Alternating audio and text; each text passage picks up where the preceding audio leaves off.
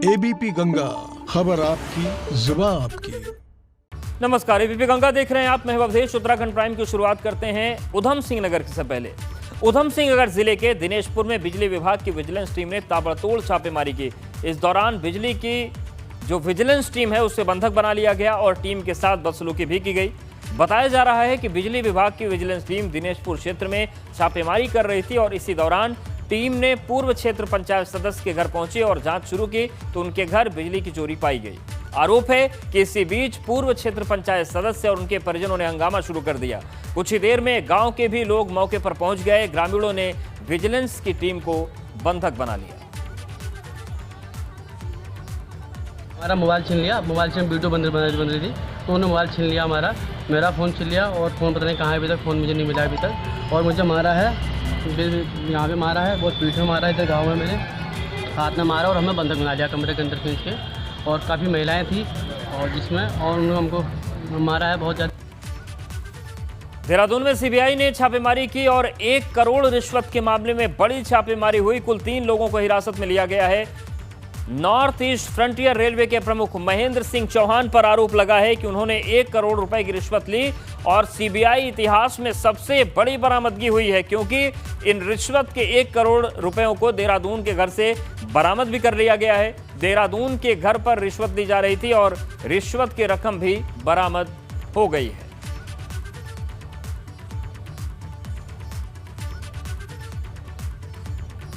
CM Trivendra Singh Rawat अपने विधानसभा क्षेत्र डोईवाला के दौरे पर रहे। इस दौरान सीएम ने कई योजनाओं का शिलान्यास किया, लोकार्पण किया और काफी समय बाद सीएम अपनी विधानसभा के दौरे पर पहुंचे थे। तो त्रिवेंद्र रावत डोईवाला अपने विधानसभा क्षेत्र में पहुंचे और वहां पर उन्होंने कई योजनाओं का लोकार्पण और शिलान्यास किया। काफी लंबे वक्त के बाद वो अपने विधानसभा क्षेत्र में गए थे। हरिद्वार कुंभ के अधूरे काम को लेकर संत नाराज हैं। संतों ने शनिवार को हरिद्वार मेला भवन पर प्रदर्शन किया। जूना अखाड़ा के संतों ने मेला भवन पर प्रदर्शन कर अपनी नाराजगी जताई। संतों की नाराजगी इस बात को लेकर है कि पेशवाई की तारीख करीब आ गई मगर काम अभी तक अधूरे हैं।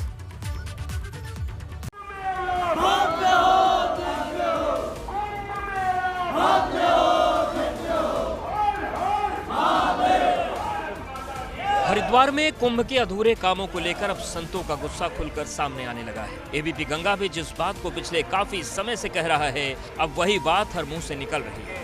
अंदर धरातल पर कोई कार्य नहीं प्रारंभ होगा। अब बताइए, कुंभ के काम कछुए की रफ्तार से चल रहे हैं मगर अधिकारी सिर्फ हवाई दावे कर रहे हैं और यही वजह है कि संतों में भी आक्रोश है। कुंभ मेला मजाक नहीं होता है, पूरे विश्व की धरोहर है और विश्व की धरोहर को इस तरह ठुकरा देना। शनिवार को मेला भवन पर हुए प्रदर्शन से साफ हो गया कि संत मेला प्रशासन से किस कदर नाराज हैं। जूना अखाड़े की पेशवाई होनी है। बरेली से संत हरिद्वार के लिए रवाना हो गए हैं मगर हरिद्वार में अब तक संतों के ठहरने का इंतजाम नहीं है। बनारस से हमारे जो 350 महामंडलेश्वर हैं उनके लिए हौदे, उनकी व्यवस्था के लिए साजो सामान जो भी जुलूस में निकलता है वो सारा वहाँ से ट्रकों से चल दिया है। आज समस्या इस तरह से जूना अखाड़े को आ गई है कि हमारे पास ना कहीं रखने की जगह है, जो हमारी प्राचीन से जगह है वहाँ पर गंदगी और जो है मिट्टी और सारा पत्थरों को ढेर लगा हुआ है। अपने को कुछ करना होता है, कुछ आगे बढ़ना होगा तभी कुछ होगा। तो आज हम लोग बहुत दुखी मन से यहाँ सीसीआर में मेला ऑफिस में पहुँचे हुए हैं। 25 जनवरी को पेशवाई हरिद्वार पहुंचेगी। पेशवाई के लिए न शहर में व्यवस्था है, न संतों के ठहरने के लिए टेंट लगे हैं, न ही पेशवाई में चलने वाले सामान के रखरखाव की व्यवस्था है। संत गुस्से में हैं। अधिकारी देखिए अब कैसे हाथ जोड़ने को मजबूर हैं। हम कैंपिंग का भी बात करने नहीं आया, वो तो निर्णय हमारा जो जहाँ पे जखीरा रुकेगा पांडवेल वहाँ मूलभूत जहाँ 3 अखाड़े रुकते वहाँ पे 150 हौदे आ रहे हैं। सवाल ये है कि ऐसी नौबत आई ही क्यों कि अधिकारियों को हाथ जोड़ने पड़ रहे हैं। ये उपमेला अधिकारी अंशुल सिंह हैं जो संतों के सामने हाथ जोड़कर खड़े हैं। संतों दयालु हैं, उनका दिल बड़ा है, वो भले ही आशीर्वाद दे दें मगर देश के उस आवाम का क्या जिसकी आस्था कुंभ में है, उस आवाम को अधिकारी क्या जवाब देंगे। सरकार और मेला प्रशासन अभी तक ये पूरी तरह से साफ नहीं कर पाया कि कुंभ का स्वरूप कैसा होगा। इससे भी अहम सवाल ये है कि अभी ये भी नहीं पता कि कुंभ होगा भी या नहीं। अधिकारियों के हवाई दावे हैं जो न संतों के गले उतर रहे हैं और न ही आम जनता के। कुंभ में कोई काम हो ही नहीं रहा है, लिपा पोती के अलावा कोई काम नहीं है। कोई कुंभ का पैसा कहीं नजर नहीं आ रहा है।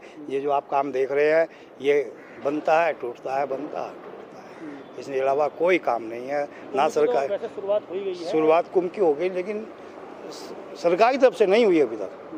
ये तो हमारे तुम्हारे रूप से शुरुआत हो गई नहीं, शुरुआत तो अभी चल रहे हैं। मुझे तो उम्मीद है नहीं कि आप कुंभ के बाद भी ये पूरा कर जाएगा, चलते। संतों की नाराजगी अपनी जगह लाजमी है। अभी तक हरिद्वार में जिस तरह से कुंभ के काम चल रहे हैं उसको लेकर अब आशंका इस बात की है कि मेला प्रशासन और सरकार कुंभ के आयोजन में जानबूझकर देरी कर रहे हैं।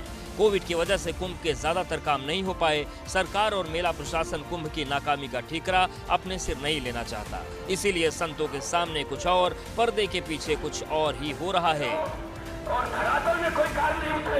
एबीपी गंगा के लिए हरिद्वार से पंकज राणा की रिपोर्ट। कुंभ मेला मजाक नहीं होता है, पूरे विश्व की धरोहर है और विश्व की धरोहर को इस तरह ठुकरा देना।